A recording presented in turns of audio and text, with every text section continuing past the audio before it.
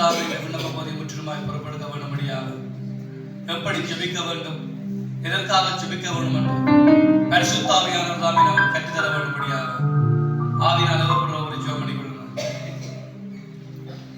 பரிசுத்த ஆவியானவரே, அப்பா, இந்த நேரத்திலே தேவனே, இந்த நேரத்திலே ஆண்டவரே, அப்பா, நான் வாழ ஜெபிக்காதபடி தேவனே, உம்மோட பரிசுத்த ஆவியானவரே, அப்பா, மகனோடு என்னென்ன பேசணும் ஆண்டவரே, நீ பேசும்படியா ஜெபிக்கிறேன் ஆண்டவரே.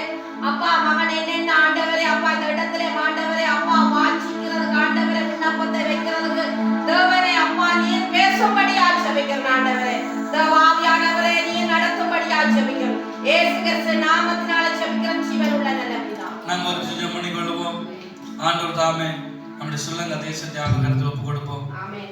இன்றைய நாட்களில் பார்க்கும் பொழுது ஸ்ரீலங்கா தேசத்தில் வாழ்வது என்று சொல்றது சரியான கஷ்டமாக காணப்படுகிறது. எல்லா நெருக்கடிகளாலும், பொருளாதார நெருக்கடிகள், மருத்துவ நெருக்கடிகள், கல்வி நெருக்கடிகள், இப்படி நாங்கள் பார்க்கும் பொழுது அனிதினமும் மக்கள் நெருக்கப்படுவதை காண்கிறதா இருக்கும். நாங்கள் இந்த தேசத்தை ஒப்புக் கொடுப்போம். ஆண்டவர் தாம் இந்த தேசத்துக்கு சேமத்தை கற்ற முடியாது.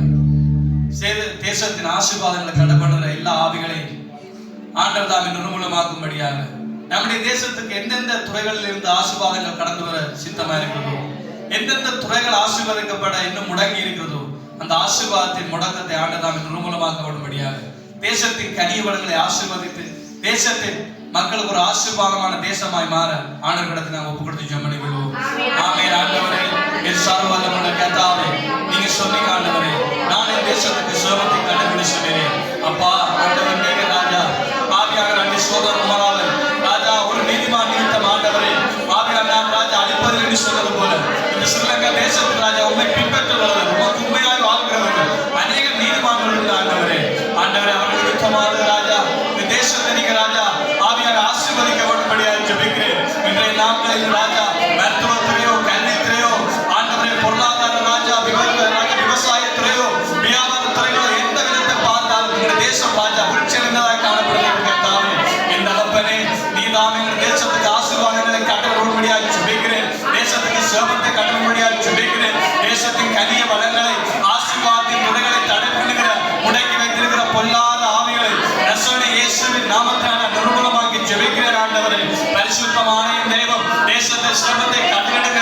தேசத்தின் எல்லாம் ராஜா வளங்களும் ஆசீர்வதிக்கப்பட வேண்டும். தேசத்தில் வாழ்கிற மக்கள் சமாதானத்தோடும் சந்தோஷத்தோடும் திருப்தியான ஆகாரத்தினால வாழனை கிருபை செய்ய வேண்டும்படியாக ஜெபிக்கிறேன். ஆண்டவரே, ஆவியான தேசத்தை ஆசீர்வதித்த மேலான கிருபைக்காக நான் நன்றி செலுத்துகிறேன்.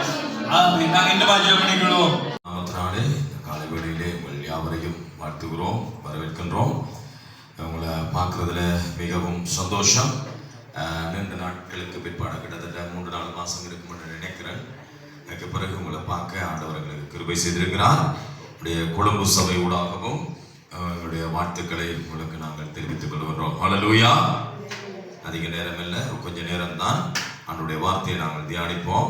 ஏசாயாவின் புஸ்தகம் 26வது அதிகாரம் 3வது வசனத்தை நாம் வாசிக்க கேட்கலாம். ஏசாயாவின் புஸ்தகம் 26வது அதிகாரம் 3வது வசனம். உம்மை உறுதியாய் பற்றி கொண்ட மனதையுடையவன் உம்மையே நம்பி இருக்கிறபடியால் அவனை பூரண சமாதானத்துடனே என்ன செய்வீனாம்? காத்துக்கொள்ளுவீர். ரைட், எல்லாரும் சேர்ந்து நாங்கள் இணைஞ்சு வாசிப்போம்.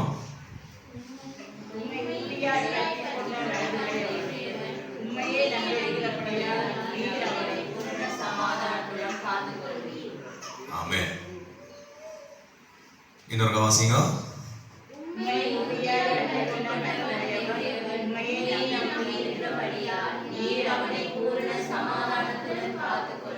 Very good. ஜெகதீஸ்வரர் வாசிங்க. பக்கத்து பைபிள் தான் வாசிங்க.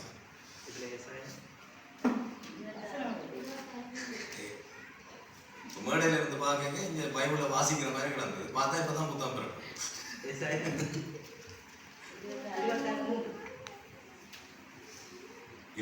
உறுதியாய் பற்றி கொண்ட மனதை உம்மை உறுதியாய் பற்றி கொண்ட மனதை உடையவர் என்னோட பைபிள் சொன்னது திரும்ப உறுதியாய் பற்றி என்னோட பைபிள் சொல்லுது பிரசங்கம். எல்லாரும் சேர்ந்து செய்யும். நான் தனியே செய்யாமல் எல்லாரும் சேர்ந்து செய்வோமா? என்னோட பைபிள் சொல்லுது உம்மை உறுதியாய் பற்றி கொண்ட மனதை உடையவர். என்னண்டு உறுதியா பற்றி கொள்ளட்டா? ஆண்டவர். உம்மை உறுதியாய் பற்றி கொண்ட மனதை உடையவன் உண்மையை நம்பி இருக்கிறபடியா. அப்ப ஒரு ஆண்டவர் தன்னை உறுதியா பற்றி கொள்ளட்டா, அந்த பற்றி கொண்டவன் எப்படி மனதை உடையவன்? உண்மையை நம்பி இருக்கிறவன், உண்மை உறுதியாய் பற்றி கொண்ட மனதை உடையவன் உண்மையே நம்பி இருக்கிறபடியா. யார நம்பி இருக்கிறபடியா? இதுல வந்தார்கள் எல்லாரும் யார நாங்கள் நம்பி வந்திருக்கிறோம்? யார நம்பி வாழ்ந்து கொண்டிருக்கிறோம்? இயேசு. அவரை தான் பற்றி பிடிச்சு கொண்டிருக்கிறோம். எங்களோட வாழ்க்கையில வியாதியில இருந்து சுகமாறதுக்கு, பிரச்சனையில இருந்து வெளியில வர்றதுக்கு, சமாதானத்துக்கு, சந்தோஷத்துக்கு, வருமானத்துக்கு, சுகத்துக்கு, இருக்கிற இடத்துக்கு, போற இடத்துக்கு, வார இடத்துக்கு, எல்லா நன்மையான தேவைகளுக்கும் யாரை நம்பி இருக்கிறோம்? சொல்லுங்க. திறந்த கதை இயேசு ஆண்டவர் சொல்லுங்க. ஏதாவது அதுக்கு வேணுமான செலவை நான் பார்க்கணும். அப்ப யாரை நம்பி இருக்கிறோம்? ஆண்டவர். ஆண்டுடைய வசனம் சொல்லுது, உம்மை உறுதியாய் பற்றி கொண்ட மனதை உடையவன் யாரை நம்பி இருக்கிறபடியா? சொல்லுங்க. உண்மை அவரை மட்டும், அவரையே நம்பி இருக்கிறபடினால அவர் என்ன செய்வாராம்? வாசிங்க. பூரண சமாதானத்துடன் காத்துக் கொள்வீர். அவனை பூரண சமாதானத்துடன் என்ன செய்வாராம்? காத்துக் கொள்ளுவார், பாதுகாத்துக் கொள்ளுவார். பூரண சமாதானத்துடன். நாங்கள் எல்லாரும் ஆண்டவரை நம்பி இருக்கிறோம்.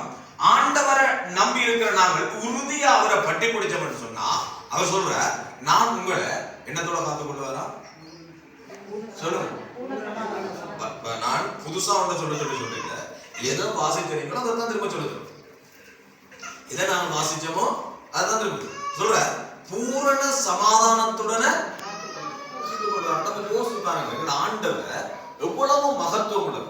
அவரை உறுதியா பற்றி கொண்ட மனதை உடையவன் வரைய நம்பி இருக்கிறபடினால் அவர் என்னத்தோட காத்துக் கொள்வாரா? சமாதானத்துக்காக எவ்வளவு பிரயாசப்படுறார். களப்படுத்தான சமாதானம் வராது. இவ்வளவு என்ன செய்தாலும் சமாதானம் வராது. இப்ப நாங்கள் எவ்வளவு திறமா பிரசங்கம் பண்ணாலும் தான் ஒரு வியாதியோட இருந்தா இந்த வியாதி சுகமாக இல்லைன்னு சொன்னா அந்த நபர்கிட்ட சமாதானம் இருக்குமோ? இல்லை, அது ஒரு முள்ளுமா.